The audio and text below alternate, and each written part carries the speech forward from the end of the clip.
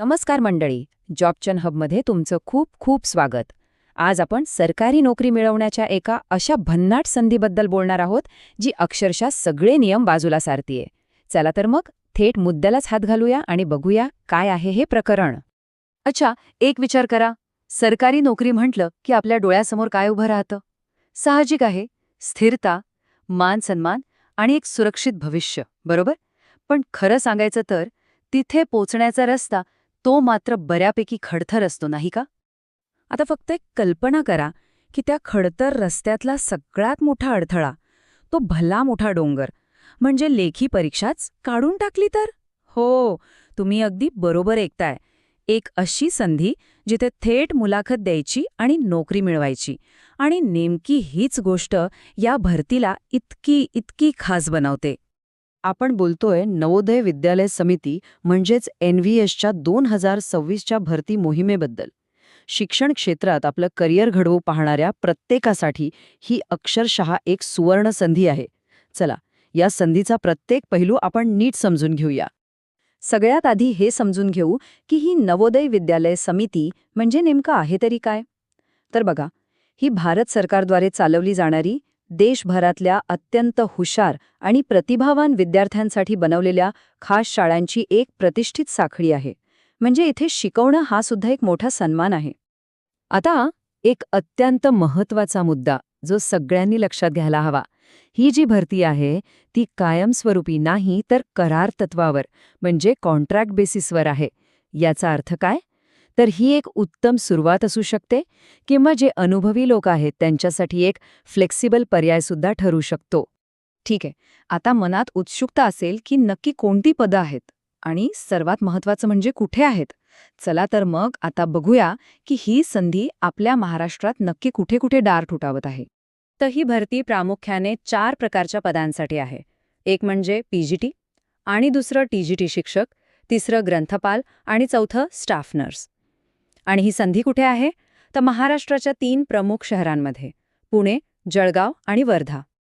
अरे वा, इथे विषयांची यादी बघा. हे तर जणू रंगांनी भरलेलं एखादं पॅलेट आहे.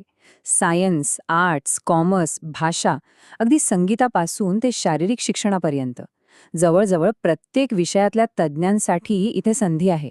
तुमचं कौशल्य आणि आवड यात कुठे बसतीये हे नक्कीच तपासा. चला, आता येऊया सगळ्यात महत्त्वाच्या भागाकडे. या पदांसाठी नक्की पात्रता काय लागते?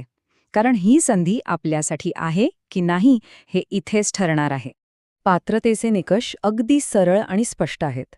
PGT पदासाठी तुमच्याकडे मास्टर डिग्री हवी, TGTसाठी ग्रॅज्युएशन, ग्रंथपालासाठी लायब्ररी सायन्समधली पदवी आणि स्टाफ नर्ससाठी नर्सिंगमध्ये BSc असणं आवश्यक आहे. एकदम सोपं गणित आहे. आता वयाचं काय? तर शिक्षक पदांसाठी कमाल वयोमर्यादा 50 वर्ष ठेवण्यात आली आहे. याचाच अर्थ अनुभवाला इथे नक्कीच महत्त्व दिलं जाते. आणि एक विशेष बाब बघा, जे शिक्षक NVSमधून किंवा इतर ठिकाणाहून रिटायर्ड झाले आहेत त्यांच्यासाठी वयोमर्यादा थेट 65 वर्षांपर्यंत वाढवली आहे. यावरून स्पष्ट दिसतं की ह्या संस्थेला अनुभवाची किती कदर आहे. आता पाहूया या नोकरीपर्यंत पोहोचण्याचा मार्ग कसा आहे. ही प्रक्रिया इतकी सरळ आणि सोपी आहे की तीच या संधीचं खरं आकर्षण आहे. फक्त आणि फक्त 3 सोप्या पायऱ्या आहेत. पहिलं, ऑनलाईन अर्ज करा. दुसरं, तुमची सगळी कागदपत्रं व्यवस्थित तयार ठेवा. आणि तिसरं, थेट मुलाखतीला हजर राहा. बस, कोणतीही किचकट प्रक्रिया नाही, कोणतीही लांबलचक वाट पाहण्याची गरज नाही. पण एक गोष्ट लक्षात ठेवावी लागेल, वेळ फार कमी आहे.